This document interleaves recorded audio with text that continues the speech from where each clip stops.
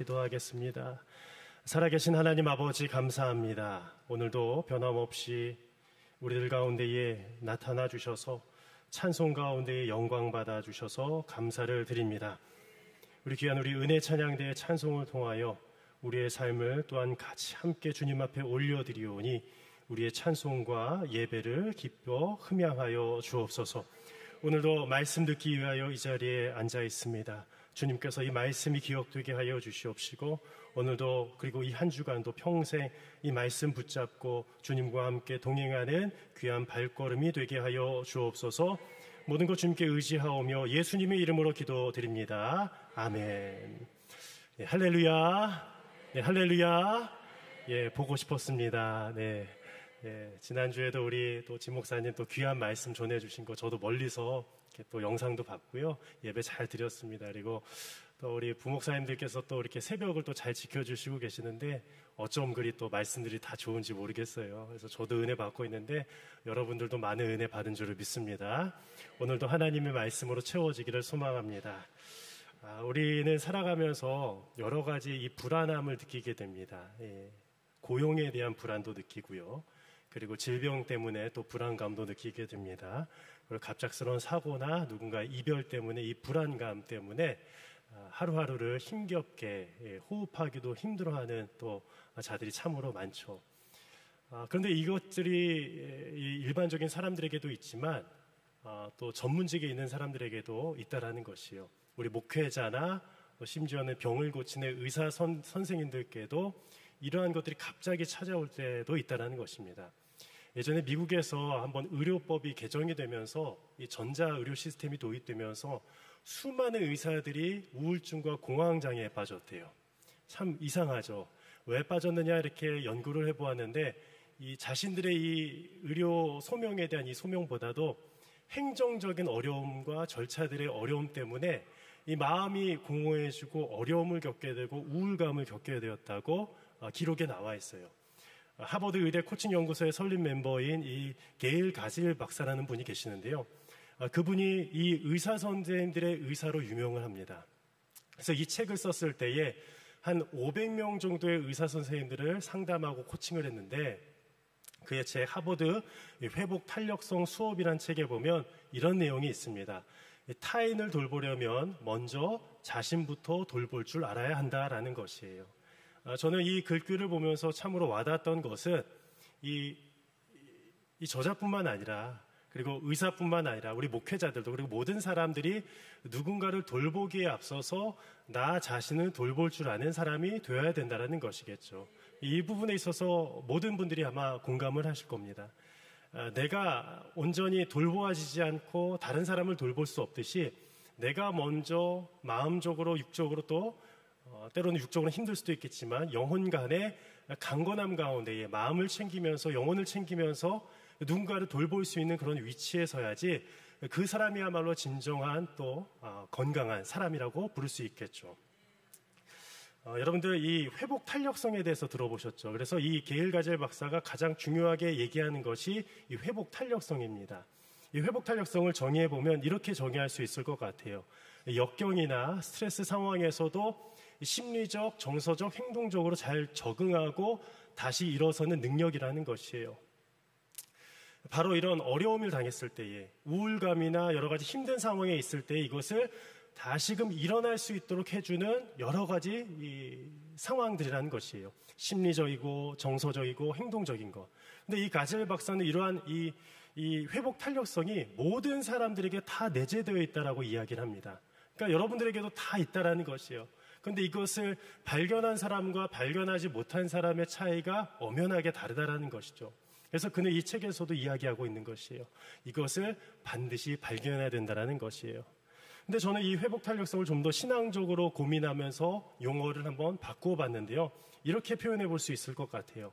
신앙 탄력성이라고 표현해 봤습니다. 사실 이 풀네임을 하자면 신앙 회복 탄력성일 겁니다. 근데 줄여서 신앙 탄력성으로 해보았습니다. 즉 무엇이냐? 하나님께로 다시 돌아가 역경과 고난을 견뎌내고 믿음 안에서 새롭게 회복하는 능력을 저는 신앙 탄력성이라고 볼 수 있을 것 같아요. 여러분들, 우리가 자의적으로 이 회복 탄력성에 대해서는요, 나 스스로 이 회복할 수 있다라는 것을 전제를 두는데, 우리가 살다 보면 나 스스로 회복할 수 없는 영역들을 때론 많이 발견하게 된다는 것이에요. 그래서 자포자기하게 되고 포기하게 되고, 그로 인해서 우리가 삶을 멈춰버리게 되는 여러 가지 어려움 가운데 놓이게 됩니다. 그때 우리에게 필요한 것은 무엇이겠습니까? 바로 신앙 탄력성이라는 것이에요. 저는 그래서 오늘 말씀 가운데에 우리가 회복하기 위하여서 첫 번째로 어떻게 되느냐, 하나님께로 다시금 돌아가는 그 여정이 필요하다는 것을 전제로 오늘 함께 말씀을 통해 살펴보도록 하겠습니다. 우리가 한 3가지를 나누기를 원하는데요. 오늘 첫 번째는 하나님은 돌아오는 자에게 회복을 더하여 주신다는 것이에요. 이 호세아가 이 말씀을 기록하였을 당시 이 기원전 8세기 무렵이었습니다. 북이스라엘의 말기 상황이었고요. 이 북이스라엘이 처음에는 잘 사는 것처럼 보였습니다. 여로보암 2세 시대 때에, 그때에는 정치와 경제가 모두 안정화가 되어서 승승장구하는 것처럼 보이는 것이 북이스라엘이었습니다.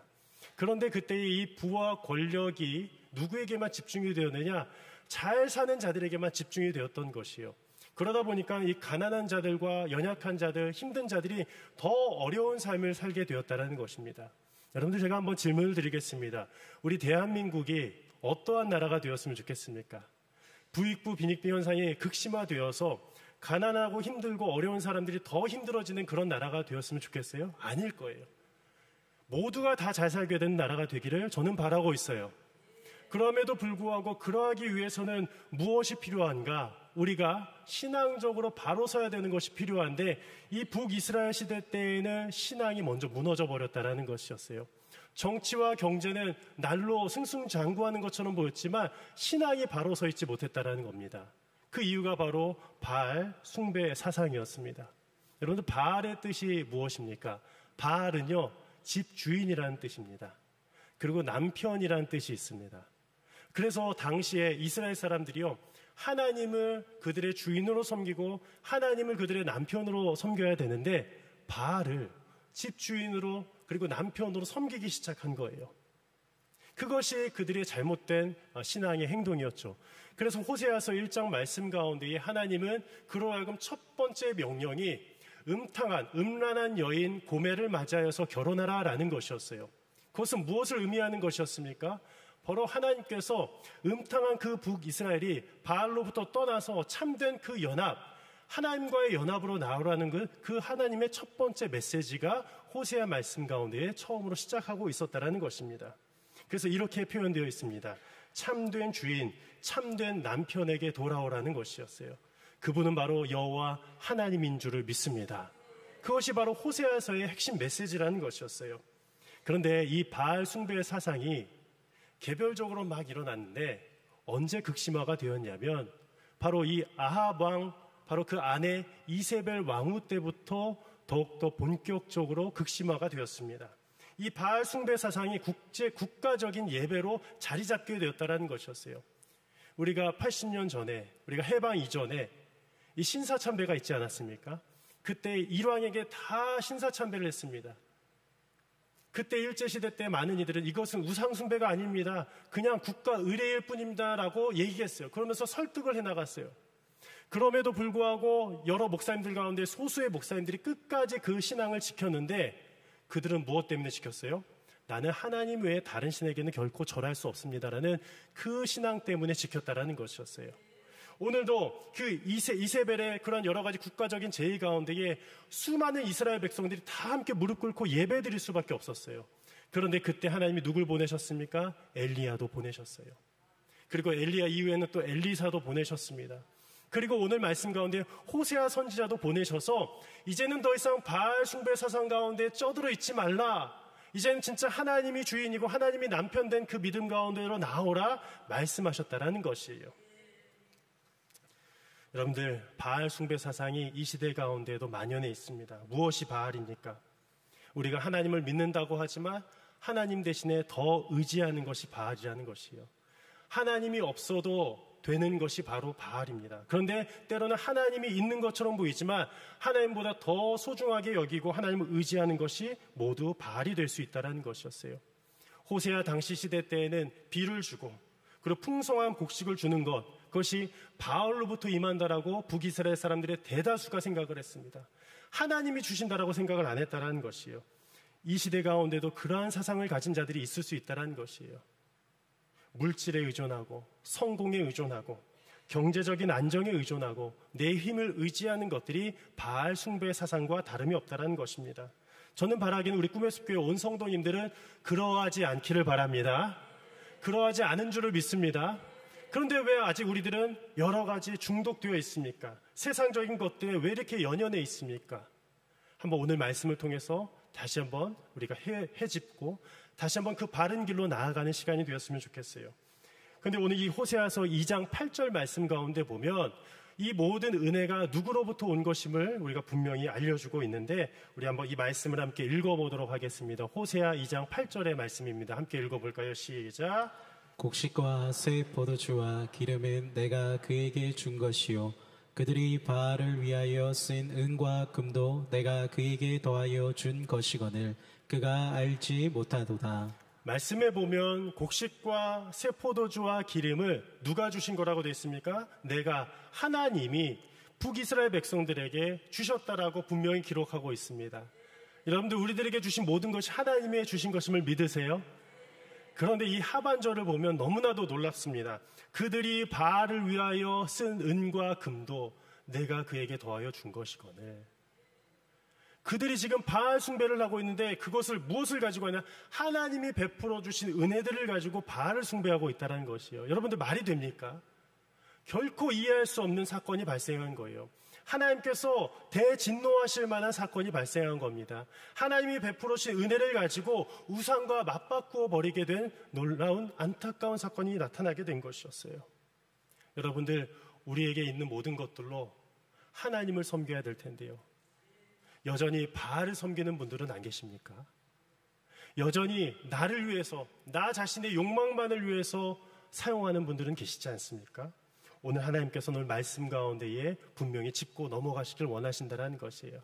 여러분들 우리 하나님께서 주신 모든 것들을 하나님 나라 위하여 귀하게 쓰기를 간절히 소망합니다. 그래서 오늘 호세아는 이렇게 외친 것이었어요. 1절 말씀 가운데에 오라 우리가 여호와께로 어떻게 하자? 돌아가자. 오늘 제목처럼 여호와께로 돌아가는 것이 첫 번째라는 것이었어요. 중요한 것은 여호와께로 돌아가는 것입니다. 근데 많은 이들이 묻습니다. 돌아가는 것? 예수님을 믿을 때 한번 돌아가는 것으로 족하지 않습니까? 여러분들 돌아간다는 것은요, 원래 있던 곳으로 돌아가는 것이죠. 즉, 이 죄의 장소가 아니라 원래 깨끗한 장소, 원래 하나님을 만나는 그 장소로 돌아가는 것이에요. 방향의 전환이 필요합니다. 근데 이 방향의 전환은 우리가 세례를 받고 주님을 영접했을 때 그 처음만이 아니라 이후의 삶 가운데도 계속 또 나타나야 된다는 것이었어요.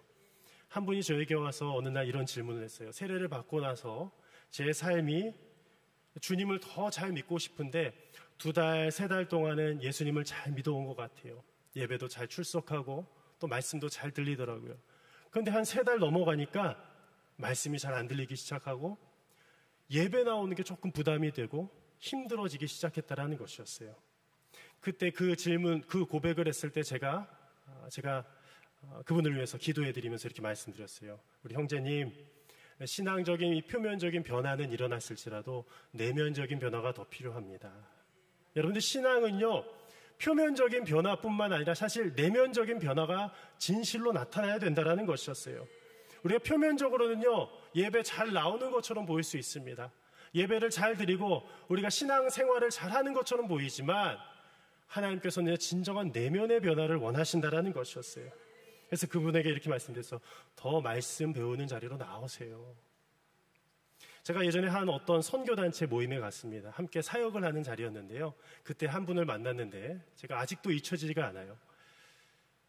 너무 충격이었기 때문입니다. 저 그분을 또 비난하고 싶은 마음도 하나도 없습니다. 그분의 이름도 이제는 생각이 잘 안 날 정도예요. 근데 제가 너무 놀랐던 것은 그분이 이 선교단체에 와서 사역을 막 하고자 했는데 이런 얘기를 했어요. 제가 신앙생활을 상당히 오랜 기간 동안 해왔습니다. 그런데 그 오랜 기간 동안 교회에서 말씀도 배우고 성경 공부도 하고 많은 가르침도 받았어요. 그래서 이제 그 교회에서는 더 이상 배울 게 없어서 내가 이 선교단체에 왔어요 라고 얘기하는 거예요. 근데 근데 이 선교단체에서 열심히 배우다가 그 선교단체에서도 몇 년 동안 섬기다 보니까 이제 다 배웠습니다라고 얘기하면서 이제는 더 이상 배울 게 없어요라고 하더라고요. 제가 마음 가운데 좀 의아했습니다. 그리고 좀 마음이 불편했어요. 겸손함의 고백이 아니라 교만함의 고백처럼 들리더라고요. 너무 그 영혼이 안타까워 보였습니다. 우리가 인생 가운데 하나님을 계속 배워나가는 것이 우리가 멈추면 안 되잖아요. 우리가 하나님을 더 알아가는 것이 멈춰서는 안 되잖아요. 그런데 그분 형제님의 고백 가운데는 이미 나는 이제 다 됐어라고 고백하는 그것이 전제되어 있는 것처럼 보였어요. 그래서 저는 마음이 되게 불편했고 그 형제님이 이제는 어디 가서 배울까? 이제는 뭐 이단 가서 배워야 되나? 너무 당황스럽더라고요. 여러분들, 과연 우리는 언제 돌아가야 됩니까? 여러분들, 우리가 세례 받을 때에만 돌아가는 것이 아니에요. 오늘 핵심은 거기에요. 여호와께로 오늘 돌아오라는 말씀 가운데에 매 주일마다 여호와께로 돌아가는 그 작업이 필요함을 말하고 있다는 것이에요. 바라기는 매 주일마다 주님께로 돌아오는 역사가 나타나기를 소망합니다. 그래서 저는 이 부분에 있어서 4가지 단계를 정리해 보았는데요. 예전에도 여러 가지 훈련 교재들이 있었지만 저는 특별히 4성의 단계로 이렇게 정리를 한번 해보았습니다. 첫 번째는 성회의 단계입니다. 회심의 단계예요. 아까 말씀드린 것처럼 세례를 받고 주님을 처음 영접해서 거룩한 회개 가운데에 이제 그리스도인이 된 그 순간이 바로 회심의 단계, 성회의 단계라는 것이었어요. 그리고 나서 2번째 단계는 무엇일까요? 성장의 단계입니다. 주님의 말씀을 배워가면서 주일마다 말씀을 들으면서 이제 계속 또 주님을 계속 더 알아가는 단계가 성장의 단계예요. 3번째는 무슨 단계입니까? 성숙의 단계입니다. 우리가 성장은요, 우리가 겉으로 보이는 것이지만 이 성숙은요, 계속 그것이 누적되어 가면서 예수님을 참으로 닮아가게 되는 그런 진정한 내면의 모습 가운데 있다는 것입니다. 그리고 마지막 4번째 단계는 무엇일까요? 성화의 단계입니다. 우리 한번 고백해 볼까요? 성화의 단계. 저는 우리 모든 분들이 이 성화의 단계까지 이르기를 소망합니다. 그러니까 즉 사역과 열매 맺는 단계로 나아가는 것인데요. 저는 이 4가지가 이렇게 쉽게 구분을 했지만 이 4가지가 또 함께 어우러져 있을 수도 있어요. 그런데 문제는 무엇이냐? 이 첫 번째 단계에서 성회의 단계에서 2번째 단계, 성장의 단계로 나아가기 어려워하는 분들도 계실 수 있다는 겁니다. 여러 가지 이유가 있겠지만 내가 말씀을 배우고 싶어도 말씀을 배우기 어려운 환경 가운데 놓여져 있는 분들이 계실 수도 있어요. 예전에 어떤 시골 교회 가보면요, 목사님이 안 계세요. 말씀을 배우고 싶어도 배우지 못하는 환경입니다. 지금처럼 유튜브도 없습니다. 그러니까 혼자 스스로 이 성경 공부를 해야 되는 거예요. 참으로 어려운 거예요. 근데 요즘에는요, 교회에서도요, 클래스들이 있지 않습니까? 저희도 10월 달부터 우리 부목사님들께서 바이블 컬리지를 하실 텐데 그때 함께 와서 말씀을 배울 수 있는 그런 단계들이 준비되어 있습니다. 우리가 말씀을 계속 배워야 된다는 거예요. 왜요? 성장하기 위해서라는 것이에요. 그래서 오늘 말씀 가운데에 이렇게 한번 정리를 한번 해보았습니다. 첫 번째 2단계 단계로 이 돌아감의 정의를 정리해 보았는데요. 함께 읽어볼까요? 시작. 하나님께로 돌아간다는 것은 내 삶의 바알을 버리고 하나님께로 돌아간다는 뜻입니다. 하나님의 말씀을 배우고 온전히 예배 드리는 것입니다. 이 1, 2, 3단계, 4단계까지 중에서 1, 2단계로만 한번 정의를 한번 내려보았어요. 첫 번째, 하나님께로 돌아가는 거. 그리고 돌아간 자들은 어떻게 하는 거? 날마다 하나님의 말씀을 배우고 온전히 예배 드리는 것이라는 것이에요. 그때 하나님은 어떻게 일하실까요? 오늘 1절 말씀 가운데 우리들에게 주신 약속의 말씀인데요. 이 말씀도 함께 읽어볼까요? 시작. 오라 우리가 여호와께로 돌아가자. 여호와께서 우리를 찢으셨으나 도로 낫게 하실 것이요 우리를 치셨으나 싸매어 주실 것임이라. 오라 우리가 여호와께로 돌아가자. 오라 우리가 여호와께로 돌아가자. 그때 하나님은 어떻게 해주시냐? 우리를 찢으셨으나 어떻게 하실 것이요? 낫게 하실 것이요. 낫게 하다. 여호와 라파 하나님 역사해 주십니다. 우리를 치셨으나 어떻게 해주신다라고요? 싸매어 주실 것입니다. 이 싸매다라는 것은요, 붕대로 감싸다라는 의미예요. 여러분들, 우리가 상처받고 여러 가지 힘든 가운데 있는 영혼들 언제요? 하나님께로 돌아올 때 싸매어 주신다라는 것이에요. 바라기는 우리 꿈의 숲교회 온 성도님들 가운데에 이렇게 낫게 되는 역사, 하나님의 싸매어 주시는 역사가 나타나기를 진심으로 축복합니다. 두 번째, 하나님은 돌아오는 자에게 무엇을 주시느냐? 생명을 주십니다. 오늘 이 회복을 넘어서 하나님은 생명을 또 주신다라고 2절 말씀 가운데에 약속하고 있는데요. 2절 말씀도 함께 읽어보겠습니다. 시작. 여호와께서 이틀 후에 우리를 살리시며 셋째 날에 우리를 일으키시리니 우리가 그의 앞에서 살리라. 여호와께서 이틀 후에 우리를 살리시며, 너무 멀리도 아니에요. 40일 후에, 50일 후에, 1년 뒤에도 아니고 이틀 후에 우리를 살리시고 셋째 날에 우리를 일으키시겠다 말씀 가운데 기록하셨어요. 하나님은 왜 호세아 선지자에게 왜 이틀이란, 그리고 3일이란 이런 시간적인 의미를 두셨을까요? 이틀, 3일은요 조속한 시간을 의미해요. 빠른 시간을 의미합니다. 하나님께서 우리 삶 가운데에 오랜 시간 동안 기도의 제목들이 있었을 겁니다. 그런데 하나님께서는 그런 모든 역사가 하나님의 시간 가운데서는 이틀이요 사흘이 될 수 있다는 것이에요. 그리고 이틀이 지나고 사흘이 지났을 때에 새 생명을 주시는 하나님의 약속의 메시지를 담고 있다는 것이에요. 그런데 이 일을 어디서 이루셨습니까? 어디서 이루셨을까요? 바로 예수 그리스도 안에서 이루셨어요.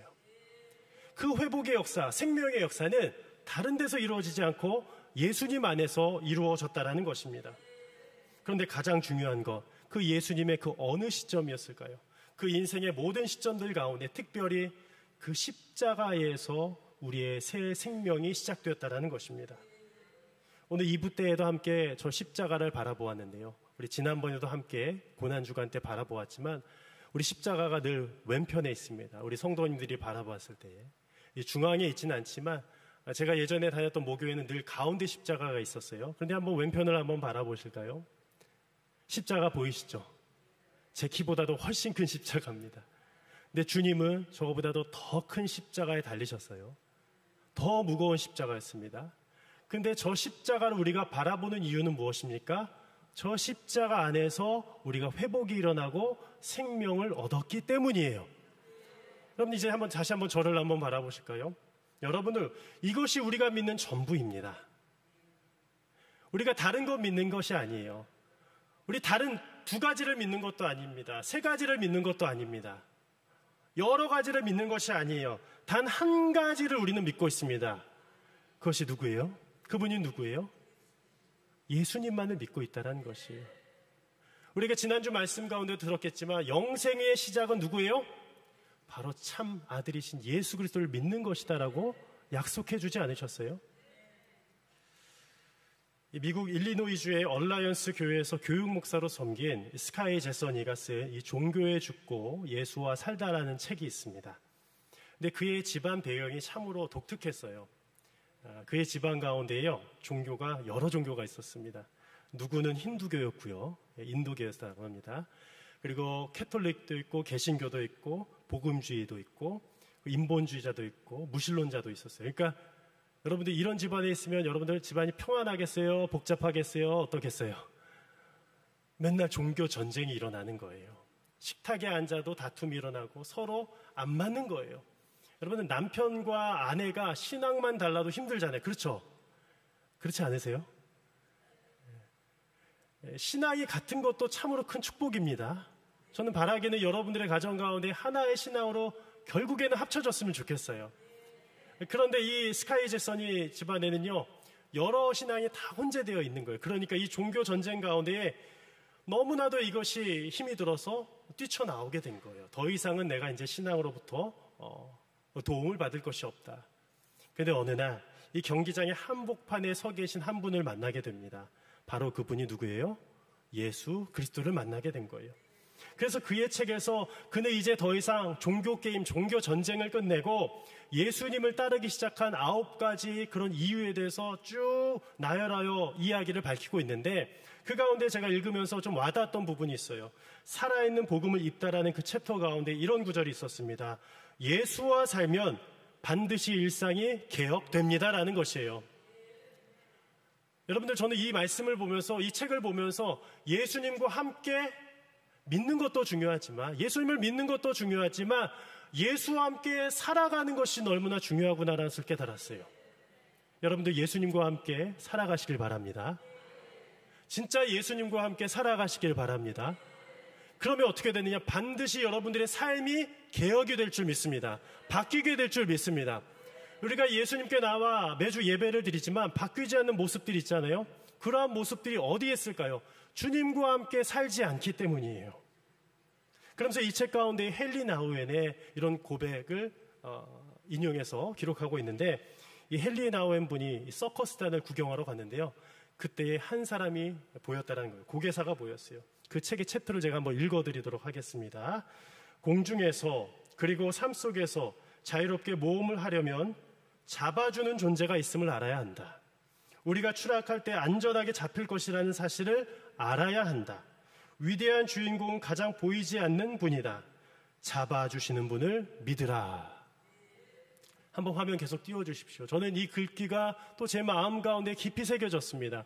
오늘 말씀을 준비하면서 우리가 붙잡아야 될 이가 누구신가, 아니 우리를 붙잡아 주시는 분이 누구신가를 깨닫게 되는 것이었어요.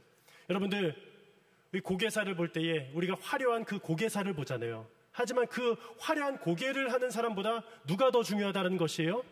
잡아주는 사람이 더 중요하다는 것이에요. 실제로 고개사의 고백도 그렇습니다. 누군가 날 잡아주지 않으면요, 그는 그 높은 수미터의 줄에서 떨어져 죽을 수밖에 없다는 것이에요. 그때는 안전망도 없습니다. 떨어져 죽게 됩니다. 잡아주는 사람이 있어야만 내가 돌 수 있고 고개를 풀 수가 있고 내가 거기서 모든 것들을 할 수 있다는 것이에요. 이처럼 우리 인생을 잡아주는 이가 계십니다. 목사도 아니고요, 의사 선생님도 아니고요, 어떤 교수님도 아니고요, 대통령도 아닙니다. 누가 잡아주세요? 예수님만이 잡아주시는 거예요. 저는 오늘도 이 신앙으로 여러분들이 온전히 거듭나기를 간절히 축복하며 기도합니다. 마지막으로 세 번째는 하나님은 돌아오는 자에게 참된 지식을 허락하여 주신다는 것이에요. 하나님께 돌아오는 자는 회복과 생명을 누리는 것만이 아니라 하나님을 더 깊이 알아가는 은혜를 허락해 주세요. 우리 3절 말씀이었는데요. 우리 3절 말씀도 함께 다 같이 읽어보겠습니다. 시작. 그러므로 우리가 여호와를 알자. 힘써 여호와를 알자. 그의 나타나심은 새벽빛같이 어김없나니 비와 같이 땅을 적시는 늦은 비와 같이 우리에게 임하시리라 하니라. 오늘 말씀에 보면 그러므로라고 되어 있습니다. 이제 주님께로 돌아갔기에, 그때 회복과 생명이 임했기에, 그러므로 우리는 더 어떠한 믿음의 상황으로 나아가야 되느냐? 여호와를 알아가야 되는 것이에요. 근데 오늘 이 말씀 가운데에 힘써라는 이 단어가 더 도드라지게 보이고 있습니다. 힘써라는 것은요, 그 원형은 라다프라고 합니다. 어떤 것을 추격하여 쫓아가는 것을 의미해요. 창세기 14장 말씀 가운데 아브라함이 그 롯이 사로잡힘을 듣고 쫓아가는 장면이 있어요. 그의 집에서 길리온 318명의 하인들과 함께 롯과 그를 사로잡아간 사람들을 쫓아갑니다. 그 쫓아갈 때 우리가 여유 부리면서 쫓아가는 것이 아니에요. 열심히 쫓아가는 것이에요. 여러분들, 우리 만약 가족 가운데 누가 사로잡혀 갔어요? 그때 우리가 여유 부리면서 가겠습니까? 아니에요. 만약에 제 자녀들이 누군가에게 잡혀갔어요. 당장에 뛰쳐 내려갈 겁니다. 잡으러 갈 거예요. 그렇죠? 한 번은 제가 이 버스를 기다린 적이 있었어요. 근데 그 버스가 이 간격이 거의 한 30분마다 오는 버스였던 것 같습니다. 근데 제가 그날따라 좀 피곤했는지 그 버스 정류장에 앉아서 계속 꾸벅꾸벅 졸기 시작했습니다. 근데 갑자기 어떤 소리가 났어요. 버스 소리였던 것 같은데 그때도 너무 피곤해서 제가 졸음이 들었는데 이 문 열리는 소리 있잖아요. 하면서 문이 열리더라고요. 근데 그때도 저는 비몽사몽간에 아직 졸고 있었어요. 근데 한 번 더 칙 소리가 나니까 문이 닫히는 소리 아니겠어요? 그때 제가 깨어난 거예요. 근데 버스는 벌써 저만치 가고 있었어요. 그때 제가 어떻게 했을까요? 30분을 더 기다렸을까요? 그 버스를 잡으러 달려갔을까요? 열심히 죽어라 뛰었습니다. 진짜 열심히 뛰었어요. 제가 달리기를 그다지 잘하는 편은 아닌데 그때 초인적인 힘이 나오더니 이 버스를 놓치면 제가 일정이 차질이 생기는 거예요. 뭐 1시간이 더 늦어버리니까. 그래서 달려갔어요. 그때 제가 뭔지 알았어요. 이게 진짜 죽을 힘을 다해 뛰는 것이구나. 여러분들 축구 선수들 아시죠? 이번에 이제 손흥민 선수가 토트넘에서 LAFC로 이적을 했다고 하는데 참 저는 손흥민 선수를 보면서 그가 경기했던 경기들 볼 때마다 참 도전과 위안을 받았습니다. 아마 여러분들도 그러하셨으리라 생각이 듭니다만, 그런데 제가 손흥민 선수의 인터뷰를 보았는데 그는요 죽기 살기로 뛰었더라고요. 물론 공격수이기 때문에 잠깐 쉴 때도 있습니다. 에너지를 비축할 때예요. 그런데 뛰어야 될 때 그 스프린터의 속도가 제가 찾아봤는데 36.08 미터 퍼 세컨인가요? 1초에 정말 그렇게 멀리까지 간다는 거예요. 30m를 넘게 뛰어나간다는 것이 얼마나 빠른지 모릅니다. 힘을 다해서 뛰는 거. 우리는 그 힘을 다해서 어디를 향해서 뛰어야 되겠습니까? 오늘 3절 말씀 가운데 그러므로 우리가 여호와를 알자, 힘써 여호와를 알자. 힘써 여호와를 아는데 우리가 전심전력하기를 바랍니다. 우리가 그런데 이 말씀 가운데에 분명히 깨달아야 될 것은 무엇이냐? 우리가 힘써 달리지만 그 힘써 달린 그 지점 가운데에 하나님이 안 계시면 안 되잖아요. 오늘 근데 3절 중반부 가운데 이런 말씀이 있습니다. 그의 나타나심은 새벽빛같이 어김없나니. 우리 한번 고백해 볼까요? 함께 고백합니다. 시작. 그의 나타나심은 새벽빛같이 어김없나니. 즉 무엇이냐? 우리가 힘써 알아가는 것 가운데 전제되어야 될 것 가운데 첫 번째가 무엇이냐? 하나님의 그 은혜의 나타나심은 새벽빛같이 어김없다라는 것이에요. 이 어김없다라는 말은 무엇이냐? 준비되어 있다라는 것이에요. 그 어원을 보면 이미 준비되어진 은혜가 있다라는 것입니다. 따라가서 오늘 말씀을 마무리하면서 이 둘의 완벽한 조합이 필요합니다. 한번 화면을 보여주실까요? 새벽빛같이 어김없이 나타나 주시는 하나님의 은혜가 우리들에게 이미 있는 줄을 믿습니다. 그런데 두 번째로 우리가 힘써 알아가는 그런 열망이 필요하다는 것이에요. 인간의 최선이 필요하다는 것입니다. 여러분도 이러한 열정이 있기를 바랍니다. 우리 함께 오늘 이 3절 말씀을 다시 한번 우리 함께 읽고 말씀을 마치도록 하겠습니다. 함께 힘써 고백해 볼까요? 고백합니다. 시작. 그러므로 우리가 여호와를 알자. 힘써 여호와를 알자. 그의 나타나심은 새벽빛같이 어김없나니 비와 같이 땅을 적시는 늦은 비와 같이 우리에게 임하시리라 하리라. 아멘.